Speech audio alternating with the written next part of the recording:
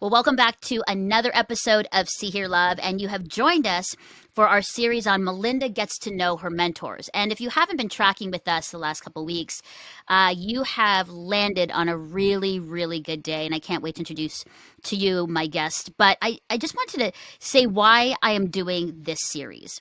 And I think it's because my heart for See Hear Love has always been about mentoring the next generation, coaching, empowering, leaning in, listening, and really kind of giving back to the next generation because I received so much when I was a young person. And so I thought to myself, what would be the next best thing is to talk to the people who have mentored, championed me and coached me over the years and kind of shine a spotlight on them, incredible leaders, influencers who are doing some really good work in Canada and around the world. And so I've been interviewing these great people, learning from them about their thoughts on leadership, why they mentor. And it also is a moment for me to say thank you to them, to brag a little bit about them. And so that is what this whole series is about. So I hope you're enjoying it, and I hope that you're going to track with us for all the interviews. But this day, the day you have landed on, is a really special day because this is a very special friend of mine. He is currently the president and CEO of Stronger Philanthropy. And Stronger Philanthropy helps generous families give more effectively. Stronger Philanthropy helps families be proactive. I love that, rather than reactive to the constant demands on their generosity. And they provide a vibrant community of peers, streamlined systems, worry-free administration, and accountable partnerships with charities. You need to check them out, Stronger Philanthropy. But before that, my guest was the executive director of Bridgeway Foundation for 15 years. And Bridgeway Foundation was all about emphasizing on sparking innovation and building capacity in Canadian Christian charities through his family philanthropy, which was fantastic. And not only that, he has a doctor of leadership, and the title of his dissertation was Leveraging Privilege, Transitioning to Millennial Leadership for Christian Family Foundations. That's huge, and I want to talk to him about that. So without further ado, let me introduce to you I was going to say one and only, close friend who I just adore and love, Dr. Mark Petersen. Wow, Woo! Do you like that introduction, Mark? that is quite the introduction. And I Well, think I you're don't really think scraping the bottom of the barrel if you want me to come on this show. Oh, Mark. No, I've never been able to introduce you that way. So that was really exciting for me because, introducing your friends, it's funny. It's like you can introduce all these people you don't know with all of the big bio, but then introducing your friend, you're like, oh my goodness. So I'm so glad that you're here. We've had Thank you. many, many years together. I don't even know how many, ooh, Over 20. over I 20 would, years, yeah, I would say over over 20 20. years plus of friendship. It was your pink party was one of the first memories I have. It was the pink party. Everybody had to dress in pink at my party. I And didn't. Mark, I thought you wore a pink shirt. Oh, I could have. I could I have. think you wore a pink shirt. Our friend Randy wore a pink wig. Everybody is wearing pink. And that kind of sealed the deal because here you were. We were just getting to know each other. And you and Karen, your wife, Randy and Nadine, our friends, were the last to party into the night. Everybody else younger was gone. And you guys, we just kind of danced and partied all night. So and I think that kind of like stuck. That was it. We were like, it sealed the deal of our friendship forever. The other thing I didn't mention too is that you have written a book, um, and you've also been on the Camino a few times. Let's talk about those two things just quick off the top. The book. Talk to us a little bit about the Okay. book that you wrote. My book is called Love Giving Well, The Pilgrimage of Philanthropy. Hmm. This is a book I wrote after walking my second Camino. So I've walked 4 times now, different Caminos in Spain. This is a month-long journey that I do. It's Hmm. my alter ego life slash addiction, um, and it's become a thing that I've done 4 times since 2014, um, in various summers, just as a way to get away and a way to pray in a whole new way. And I find that separating myself from Canada, getting into a new context, walking every day in pilgrimage, in a reflective mindset, and the physical challenge of it all. It takes you to your very limit, and you're pretty much done at the end of every single day. You want to give up, but you just keep pressing on, and God somehow gives you the energy the next morning to keep going. Wow.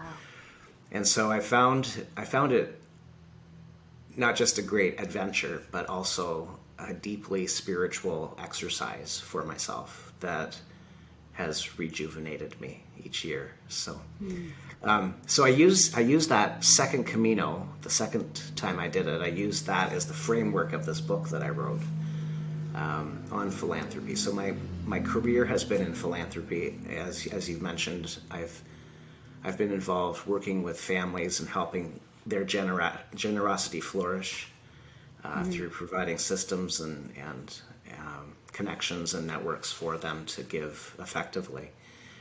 But I use this idea of pilgrimage as kind of a metaphor for how we ourselves, on the journey of philanthropy, we also go through this challenging process of self-examination, of looking at the world around us and wondering who is on this journey with us. And we find that there's all kinds of companions on this journey of philanthropy.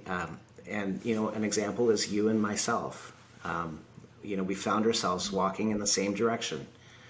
I had access to certain financial resources. You had access to a microphone and a camera, and of course your beauty and your talent that you just share with the world. You're so generous yourself with who you are and what you do, and so we've become companions on that journey. And in like ways, that's happened with many other people as well. That's beautiful. And so the book is about that, and reflects on my own personal journey of philanthropy and how it's similar to this pilgrimage that I've done. Mark, on that, and I know we were going to get into mentoring, but for those who are like, I've heard the word philanthropy, my family and I are considering it, we don't know what to do, or, people are like, I want to give. We could do a whole other show on giving, which I think you need to come back to and talk about that specifically. But what are maybe the kind of questions or start for people who are like, I want to be generous, I want to give, our family has the means to give. What's sort of the next step or the question or action to do? I would say that there's maybe two different series of questions. And I think, first of all, to start more generally, I think every single person has the potential to be generous. Whether you have a lot of money or a little money, you have the potential to be generous with your resources, and not just financial resources, but your time, your energy, your relationships. All of those can be shared. And I think that as people who follow Christ, we want to be generous with those resources. Jesus tells us that these things are given to us not for our own possession, but that we would steward them well, and that we would share them generously with the world. And so that's one level of looking at philanthropy. The next level of looking at philanthropy, I would say, would be for those families that have massive resources, like way more than the norm. Mm-hmm. And I think there's different challenges and obligations for those kinds of people that have that kind of resource. And that's really who I wrote the book for, is those families, to help them navigate the challenges of that different context. In one donation, you can underwrite the salary of a person in a nonprofit organization, and so you have to be really smart and discerning before you start to give just flagrantly to organizations. You need to know that those funds are going to be used for a person and for a ministry or for a social purpose that really will produce an impact. Otherwise, you're wasting your money. Yeah. And so that's kind of the difference, between the broader group where all of us are called to be generous, and then those that have certain unique circumstances that allow them to really be philanthropic in a monetary way. And I'm so grateful. I think that's so good, Stronger Philanthropy and what you're doing, because if there are families that are like, we don't want to do it ourselves, there's some challenges with family dynamics and decisions, it's great that you've provided this service for families that, you Mm-hmm. know, I mean, who doesn't like the idea of worry-free administration? Hello. I Yes, think that's right. everybody does. Yeah, and um, and and the one thing that I would say that our system does is it empowers all the generations of the family. So it's not just the founders of the foundation, but it brings in the next generations, the children and grandchildren of the founders, mhm. and gives them all the tools that they need to make good decisions and to learn together as a family on what makes for good giving. So good. Well, I think that's a perfect segue, Mark, into our question time. Ding, ding, ding, ding. I was supposed to have like some kind of really cool music. Maybe we'll have to do that in post. My producer will have to do that. But it is a good segue because we are talking about the importance of mentorship, coaching, you know, championing next generation, which really is sense in the work that you do, especially with families. It's actually helping coach families into next generation thinking, like your dissertation, leveraging privilege, transitioning to millennial leadership.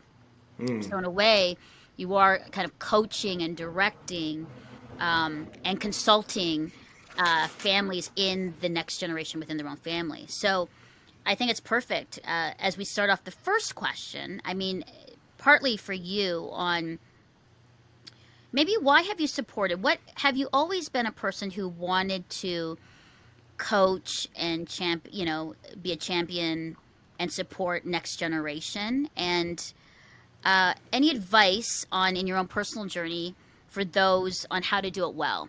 Mm. Is it a template? Is it just natural? You know, what is it about mentoring? Interestingly, as I was reflecting on these questions, I started thinking about how both yourself and myself, Melinda, both of us land in the generation we call Generation X.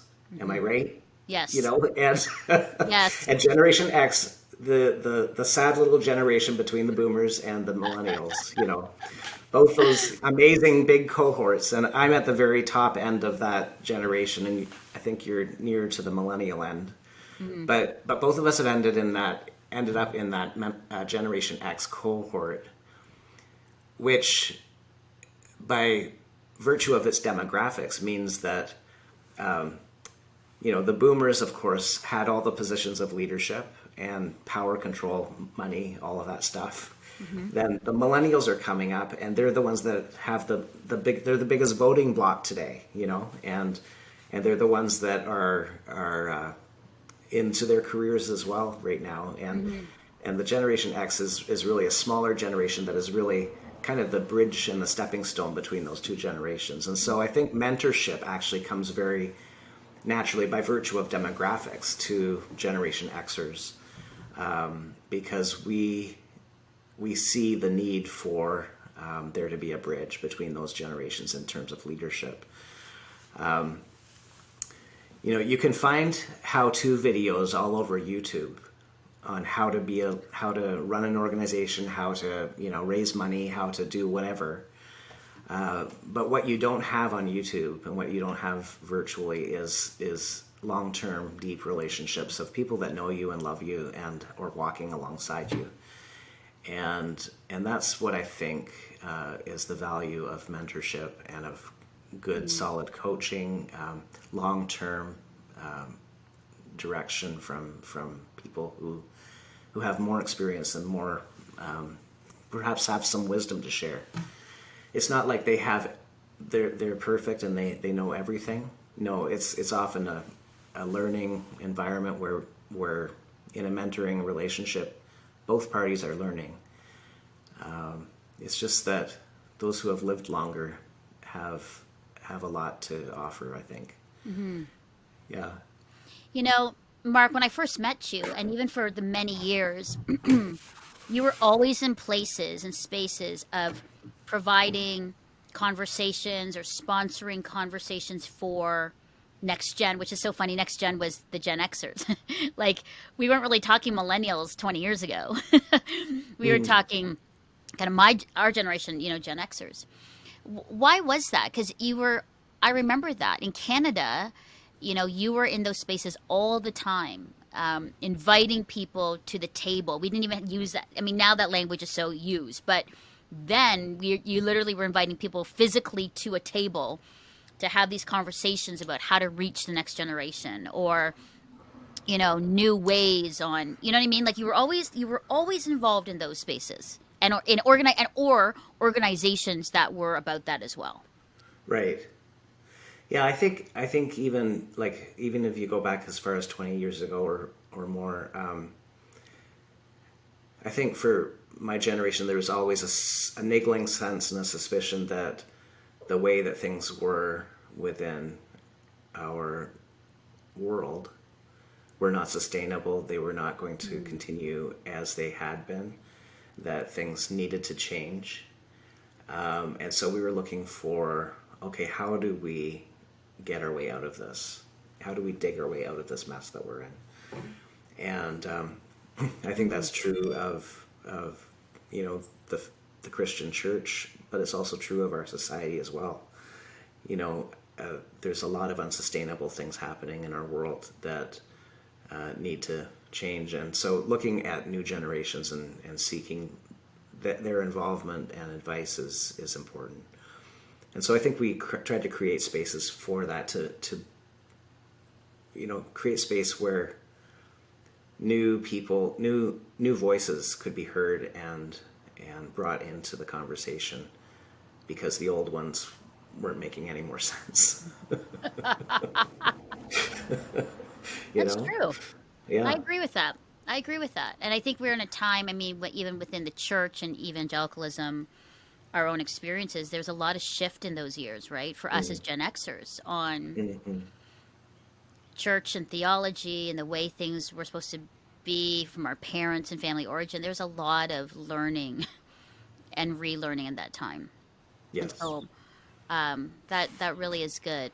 That was really good. But I really appreciated that. I mean, I think in that time, Mark, you supported so many of those spaces, and there's so many people in Canada that I know would say thank you if they could to you and to the people that you were leading with, for giving opportunities for people like me and some even younger than me, to have places to speak and to share. Anyway, I'll get into that when I talk about you, but I like that. And I think what you said is, a lot about mentoring is the relationship long term, is the trusted, faithful friendship, that you choose to walk with and journey alongside. I think that's missing. I think, to be honest, when I hear lately, I've been hearing, from women of all ages and millennials about just, I was with a girlfriend the other day and I said, what's one of the biggest issues that you're facing? And she said, finding girlfriends at my age now to walk with, to be connected with, to have trust with, right? And I'm like, but you're like 45. I go, it sounds like you're a millennial who's telling me the same thing, that they can't find trusted community and friendships, Mm. to journey with. So that is definitely a topic I want to discuss at some point. But I think you're so right. Now, this question is, I know, strange and awkward, but you know, I've been But asking you're good at everybody that, this right? question. Yeah, I am. But you know, I know, aside from my incredible dancing skills, and and the way that we make each other laugh hysterically, when we met, I feel that, I mean, I know we talked about this, and you're like, Mel, I didn't really mentor you. It's more, I championed you. But I feel, Mark, that there was definitely some intentionality about you being my champion and encouraging me in my, late 20s, right into my mid 30s plus and beyond. Mm-hmm. And why was that? I mean, I think because there's a lot of people that you had connection with, but I really felt that you really had my back and you really opened up so many opportunities for me in that time. Right. True.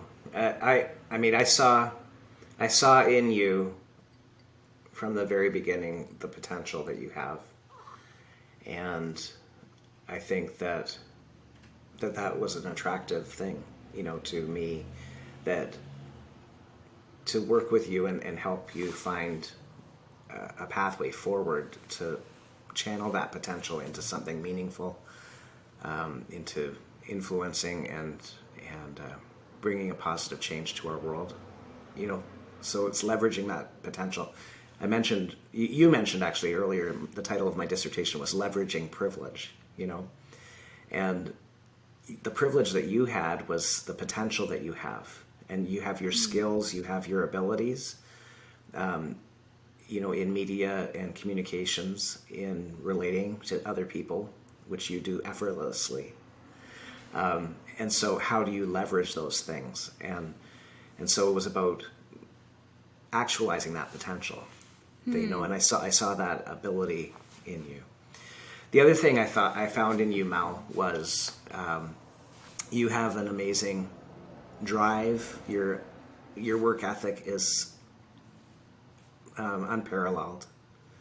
People don't understand this about you, and they don't see this because it looks easy to go on screen like you're on right now and look like you're just flipping it off and doing a conversation on the fly. But I know the amount of time that you invest into research, the events you go to, the connections you make all the time. You're working nonstop. You are working 60 hours a week. I know, and that's not a healthy thing. So maybe we'll have to talk about boundaries. Still somewhere. mentoring, still coaching. but you have an unrelenting passion for this work that you're doing, and so. But I saw that, and I thought, oh wow, I'd love to get behind that. But that is that, and this again is something that the general public doesn't see. They don't. This is invisible to most people, but I see it because I'm closer to you. That is your deep spirituality, and dare I say, even like the suffering that you have gone through in your own personal life, that has brought you close to God, and that has humbled you, and that has given you a vision for what you're doing.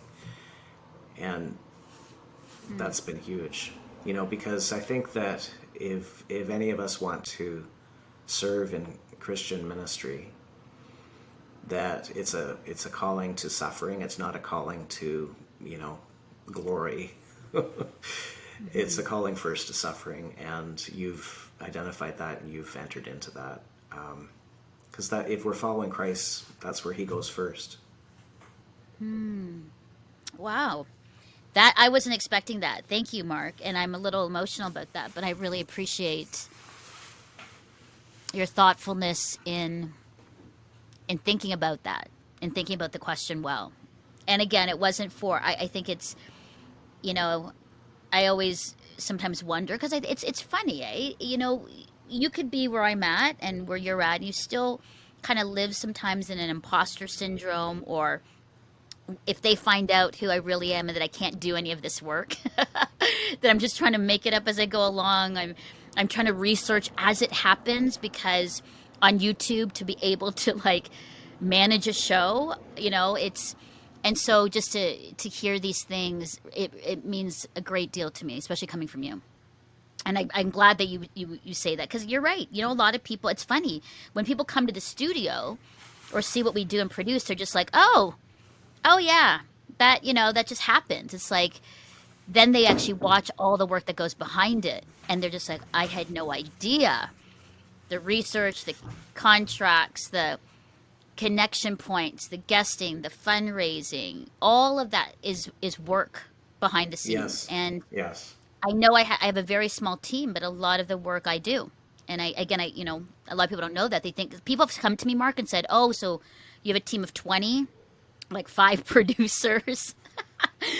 And I go, no, actually, I have one producer and myself. Like that's the reality of what we do. But I do feel that God has really multiplied my very simple offering, of the very little skill I had when I started this, and it was like God multiplied it. It was Mark, really, like loaves and fishes, because I'm like, I have this, I don't know anything, and he's like, okay, well, I'm going to multiply it, and I'm going to get people to help you, or I'm going to YouTube is great, Mel, look on YouTube, and so it just kept multiplying, and here we are 6 years later, and over 200 shows, and you're just like, and Mark, there are days I'm just like, whoa, I can't believe it. Yeah. So thank you so much for that. Wow, that's amazing. I mean, I the next question was, are you surprised at where she is now? But I'm not quite sure if you are Well, the surprised. the only thing I'm really surprised at is that you're sitting in your closet right now. I am. I should move it. I know. My closet room.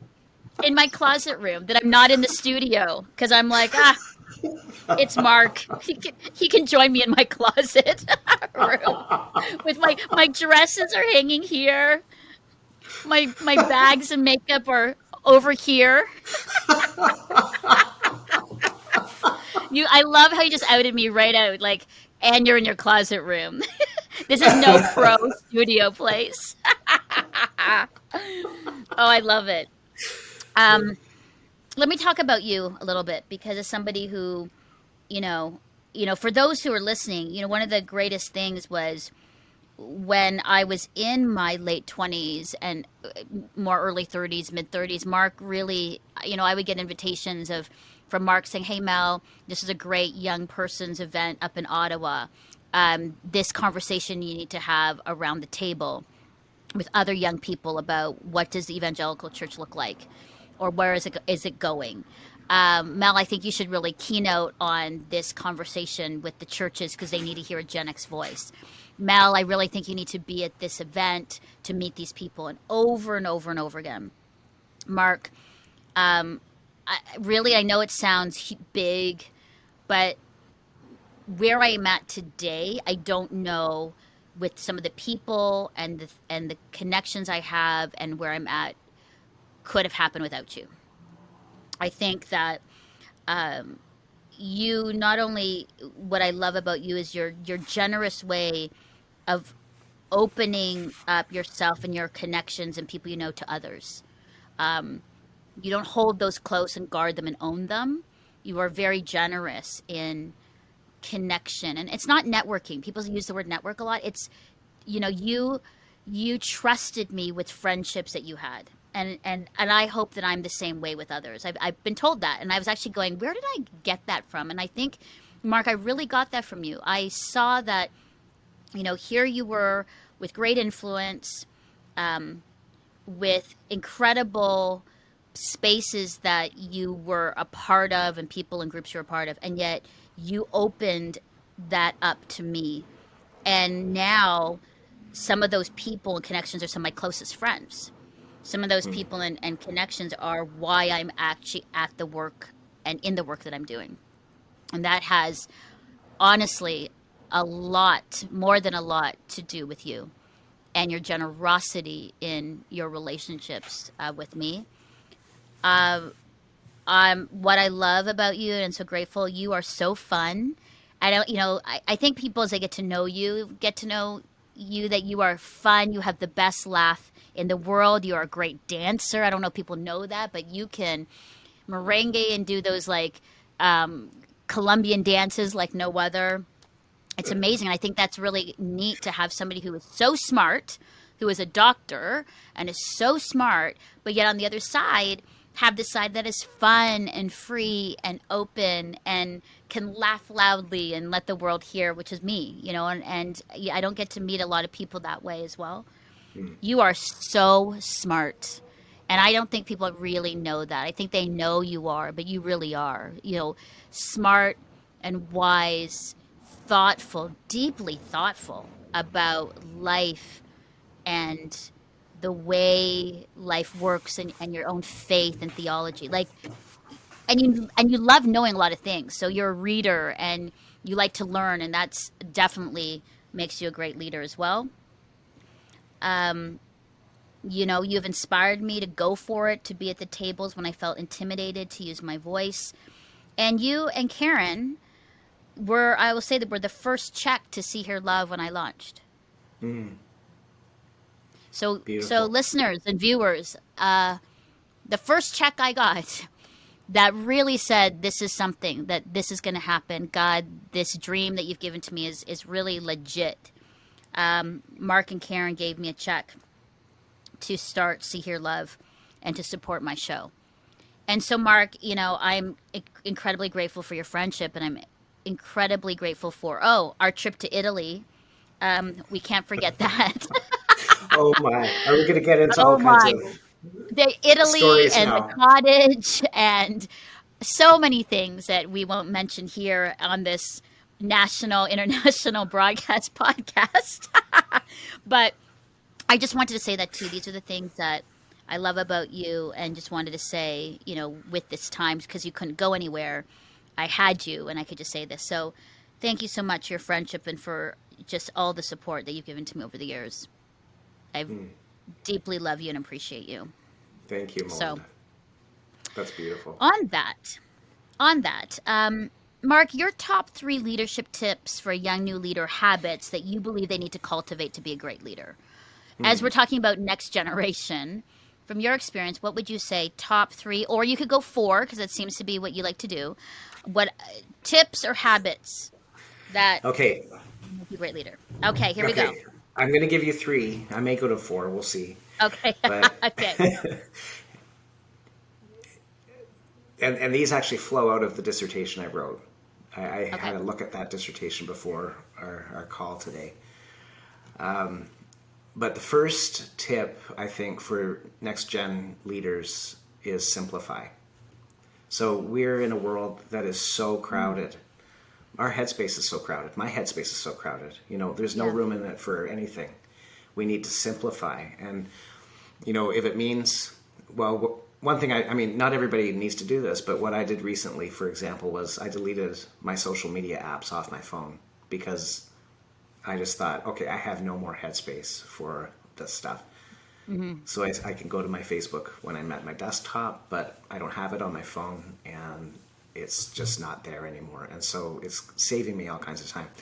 One of the books I read during my studies was a book by Cal Newport. So I recommend this to your audience. Cal Newport's book, Deep Work.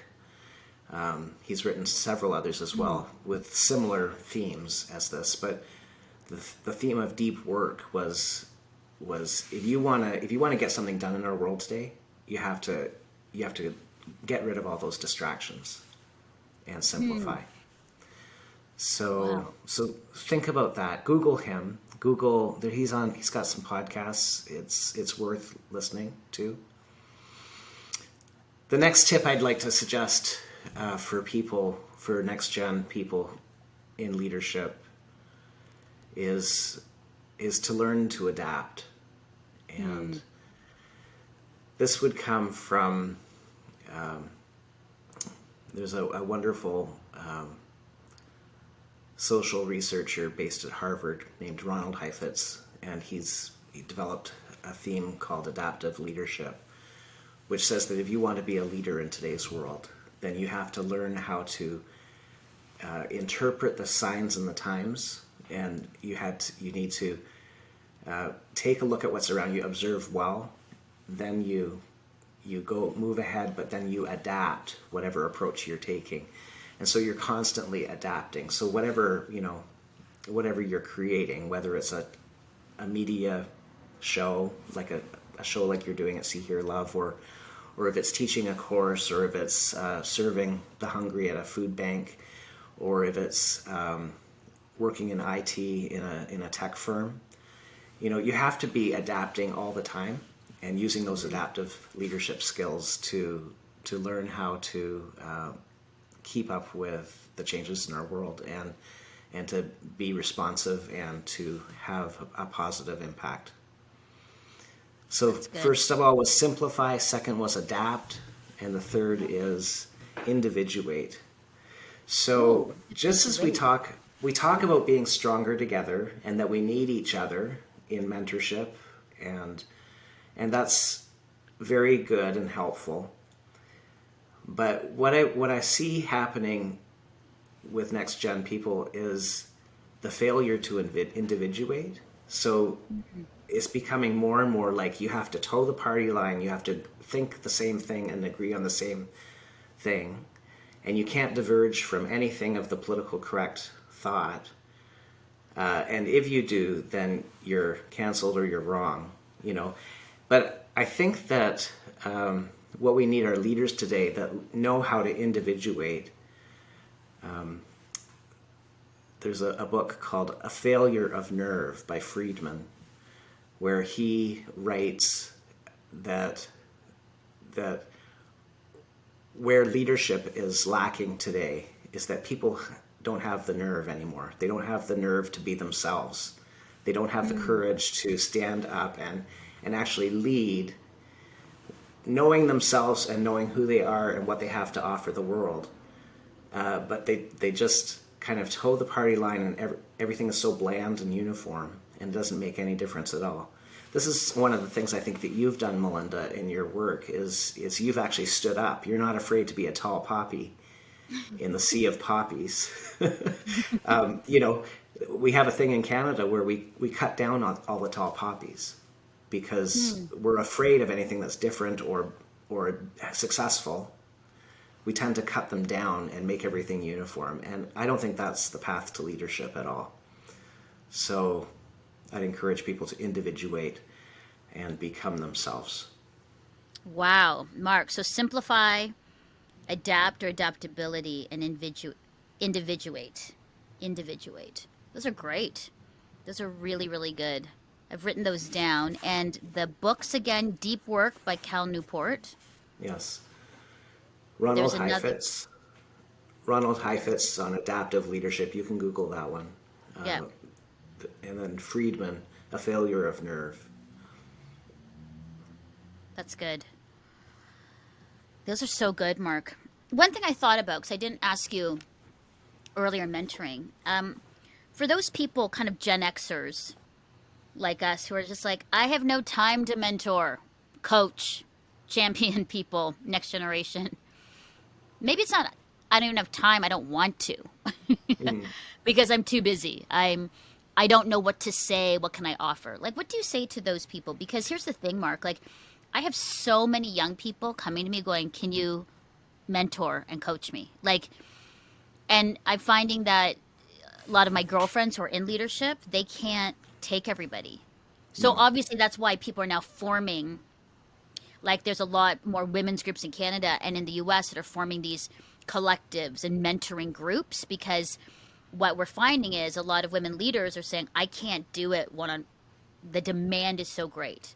And millennials are like, we need people. Like they kind of get the importance of these relationships. So you can see the problem, right? If you have Gen Xers and boomers who say, I can't do it, I won't do it, I'm too scared to do it.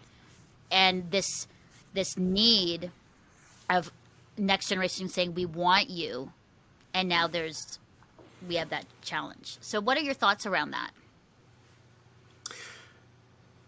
I would start with those closest to you. Start with your organic relationships. Don't go out of the blue to someone you don't even know and ask them to mentor you. No, because that Right. won't happen. Start with the people that are closest to you in your life already, people that already know and love you. And all you're asking for is 1 hour a month. So do it. Yeah. and be disciplined about it. Start to create some discipline around intentionality there. So that's from the end of the person wanting mentorship. From the person giving mentorship, I would say get off your high horse and start mentoring somebody. There it is. There it Now is. That's there it. you go. There you go. That's an archaic expression, isn't it? I don't know where that came from. That came from millennia ago in my mind.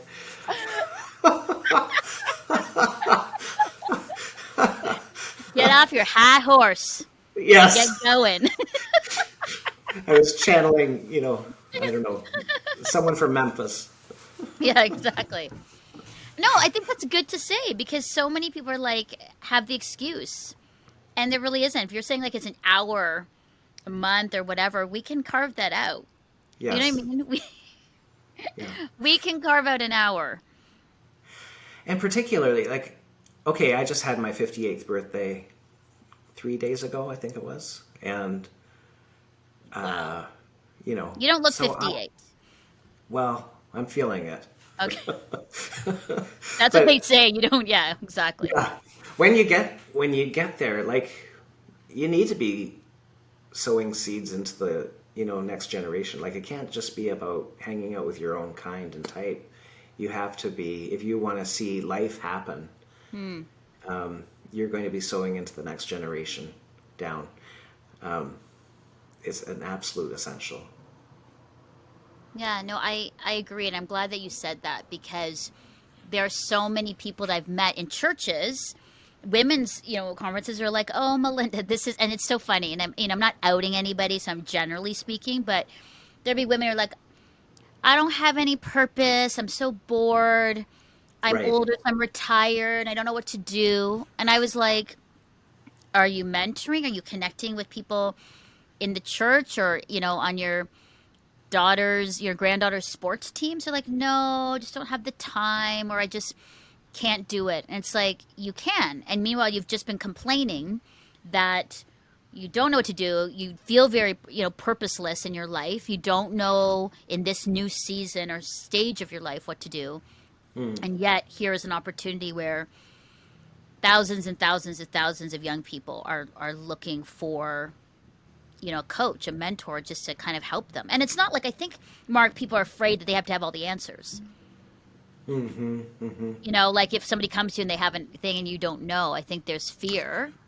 Oh, I'm perfectly fine saying I have no idea. Right. You have to.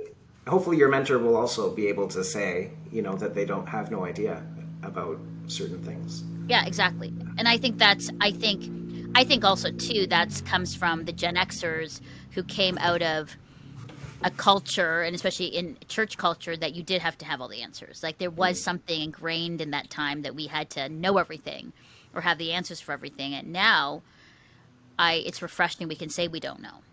Yeah. Like, I'm thinking of one more thing to mention. sure. Sorry, throwing this No, in it's now. good. This is what, my fourth or fifth thing. Anyway, but it's the idea. It's the idea that we need more patience. It's good. I'm Like writing that down. change is Yeah. not happening overnight. Yeah. In you, in me, in any of us, in our systems, in our churches, in our organizations, in our companies. Change is not happening overnight. We need more patience, and we need to know, we need to celebrate incremental change, and the incremental changes, we can celebrate those, and we are not going to get from A to Z in 1 year, but rather, this is what I teach others about philanthropy, is that when you want change in our world today, the changes that we often want are actually a generational change. Like it will happen in maybe a generation if all the things can align and converge in the right way. Mm-hmm. And so, and even that is, risky. So the things that we really want in our world will not happen overnight, and we need to be much more patient than we have been, I think. It's amazing. You had four. It was to simplify, adapt, individuate, and more patience. Be patient, yeah. It's so good. Mark Petersen, thank you so much for spending some time. I mean, we could sit and talk for hours, which we do as friends, but it is a podcast, so I can't go on for, 10 hours. But I really, really appreciate the time you took to answer these questions well and thoughtfully. I'm grateful for you and really our forever friendship. Uh, I'm so glad that there is Stronger Philanthropy, and so if people want more information about it, Mark, where can they go? If they're like, hey, that might be something we're interested in. they can go to my website, strongerphilanthropy.ca. Okay. And for any charity leaders, they can join our Stronger Philanthropy community. Also, any donors, major donors, can also join that community. You can go to Stronger Philanthropy Community on the App Store, Apple or Google App Stores, and sign up. We'd Yeah. love to have you there. Excellent. And as you're listening, audience, Mark is tremendous. He's a great leader. He will take care of you very well. So make sure you check out Stronger Philanthropy. And Mark, thank you again. Thank you for so many years together. Thank you for the beautiful words you said about me that were very, very meaningful. And again, just thank you for investing your time, your thoughts, even your financial support into believing in me and the dream that God has and had given me at the time. So thank you so much. And to our viewers and listeners, thank you for spending some time with us. I hope you enjoyed our conversation, that you had either pen and paper out or your iPhone or iPad and you're taking some notes on what Dr. Mark Petersen was saying about great habits to cultivate, leadership tips for a young leader. And get off your high horse. If you're not mentoring, do it now. We need you to mentor, to support the next generation. They are waiting, they are longing for you to make the first step. And to those who are younger, be brave and be courageous. Make the first step. What Mark said, you don't have to go so far out. Go where the people you know or are closest to you. I mean, for some of my mentors, there are some where they were close to me, but others I actually went right up to them after a speaking event and said, I need to talk to you, and eventually, will you mentor me? And so just do it. Be brave. The worst is they can say no, which means it's just another person you need to go to be mentored from. And on that note, as you do, as you journey through the mentoring, coaching relationship, know this, that you are seen, you are heard, and you are deeply loved by God. Thank you so much for joining us today.